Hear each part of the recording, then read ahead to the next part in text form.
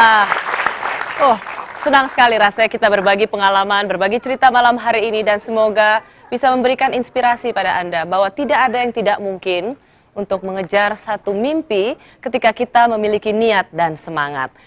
Saya mau perkenalkan dulu untuk teman-teman mahasiswa. Di sini ada rektor termuda. Ya, dia menjadi seorang rektor di usia yang paling belia, pasti sudah kenal, Dr. Anies Baswedan. Saya ingat, Mas Anies selalu mengatakan bahwa kunci keberhasilan atau kunci kesuksesan Republik ini adalah bagaimana kita sebanyak mungkin menyekolahkan anak-anak bangsa. Dan di tengah carut-marut persoalan negara ini kita melihat teman-teman Rosi sudah dia jalan sendiri. Ya. Dan seperti Iqbal ini, coba 5 tahun berjalan 10 kilometer. Bagi siapapun yang melihat itu akan merasa kalau dia bisa melakukan, saya bisa melakukan. Dan itu inspirasi yang luar biasa. Kekayaan Indonesia adalah seperti Iqbal ini.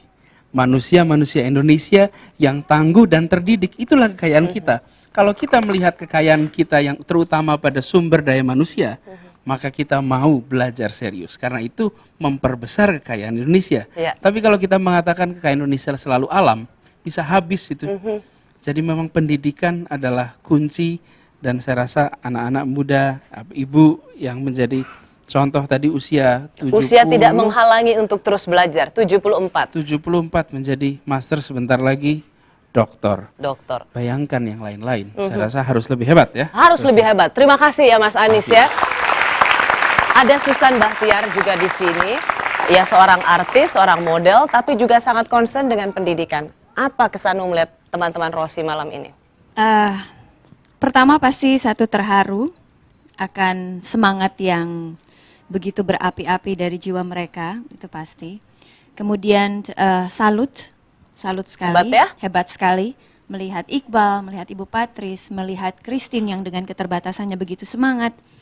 Dan saya terus terang malu akan diri saya sendiri. Kenapa kita pasti sebagai manusia sering mengeluh, capek kerja, capek ini. Tapi dengan melihat mereka, saya jadi merasa terinspirasi lagi, lebih mau lebih semangat lagi. Karena bagaimanapun mereka itu memberikan contoh yang sangat baik. Dan semoga malam hari ini Rosi bisa, sahabat-sahabat Rosi bisa menjadi contoh bahwa mulai besok kita mau lebih semangat mencari terang kehidupan yaitu ilmu pengetahuan. Betul. Tidak ada kata menyerah dan tidak ada kata tidak semangat ya. Tepuk tangan sekali lagi buat sahabat-sahabat Rosi. Makasih ya Susan. Nah, sahabat Rosi yang satu ini berpindah jalur dari mulai mengurusi soal gizi, kini dia masuk ke soal pendidikan. Kenapa? Karena anak sulungnya menjadi korban dari satu sistem pendidikan yang salah. Anaknya menjadi trauma bahkan membenci sekolah.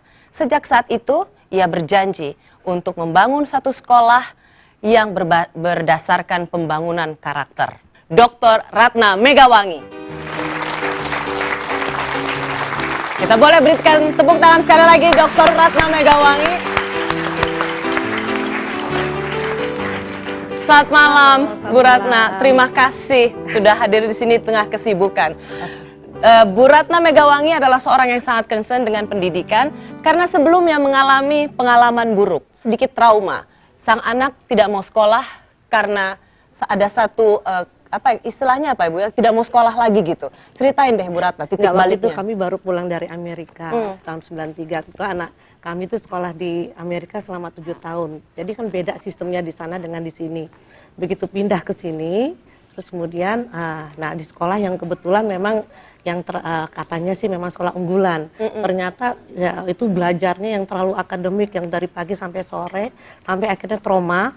Pulang ke rumah? Pulang ke rumah, jadi kalau akhirnya mau sekolah itu selalu muntah-muntah. Akhirnya saya pindahkan ke sekolah di kampung yang agak bocor-bocor, tapi anak saya senang. Jadi intinya bahwa bagi saya itu sekolah itu harus menyenangkan buat anak-anak. Sorry Bu, jadi Ibu termasuk tidak sepakat atau setuju dengan sistem pendidikan yang merankingkan anak-anak atau anak itu hanya dihitung prestasinya berdasarkan angka gitu? Iya betul, karena kalau memang hanya aja angka yang dikejar, jadi tujuan belajar itu sebetulnya jadi terkorap ya, artinya rancu di situ karena belajar itu seharusnya sesuatu yang memang dari dalam ya, bukan karena dikondisikan yang dari luar harus mendapatkan nilai. Maaf Bu Ratna, sekolah juga kemudian kita lihat banyak selain sekolah-sekolah mainstream, ada sekolah alam.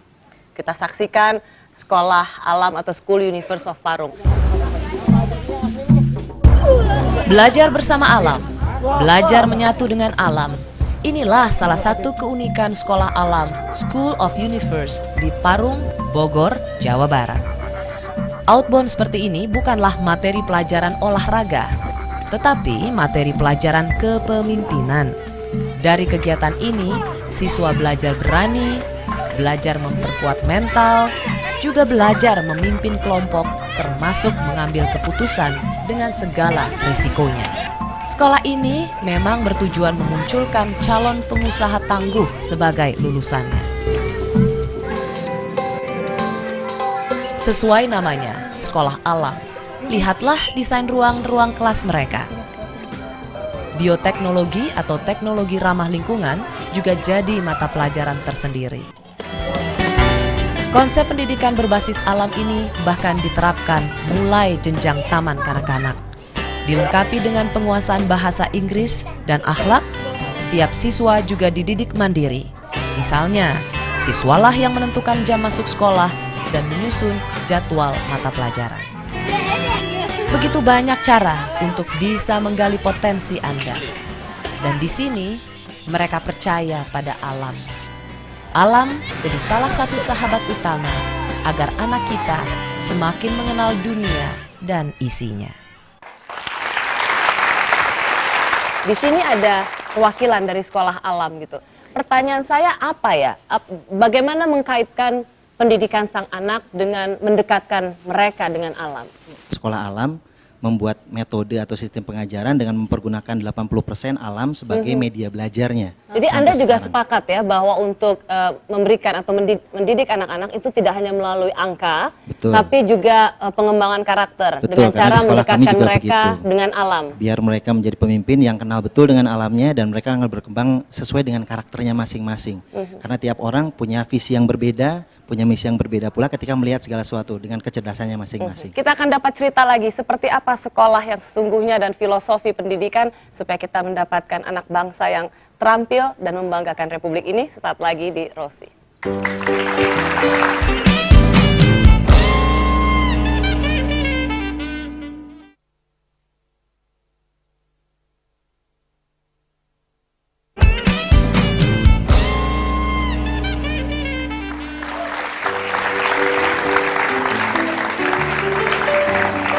Ya, terima kasih Anda masih bersama saya Rosi.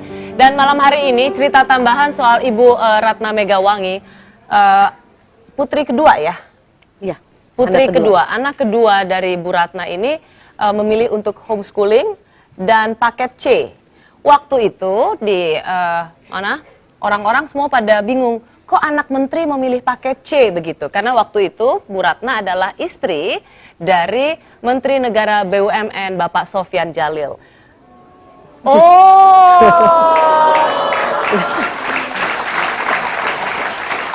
Ibu Ratna ini juga aktivis perempuan. Jadi namanya Ibu Ratna Megawangi. Jadi ngetopnya bukan karena suami, karena diri sendiri gitu. Jadi kembali cerita, kenapa seorang anak menteri mau ikut paket C? Waktu ini ceritanya emang pernah juga anak saya masuk SMA mainstream, SMA negeri, tapi hanya bertahan selama 2 bulan. Karena pelajarannya banyak sekali, 17 mata pelajaran, mabok tidak. Terus kemudian PR-nya banyak sekali. Sampai anak saya itu, ya itulah stres, ngeluh, banyak keluhan-keluhan. Kemudian saya tanya ke anak saya, kok kelihatannya teman-teman kamu oke-oke saja. Terus kemudian nilai dia mungkin 5, ulangannya 5 atau 6, karena memang terlalu banyak bebannya. Terus mama kalau membolehkan saya nyontek, katanya, saya mungkin nggak akan ngeluh. Karena 90% lebih teman-teman saya itu nyontek semua.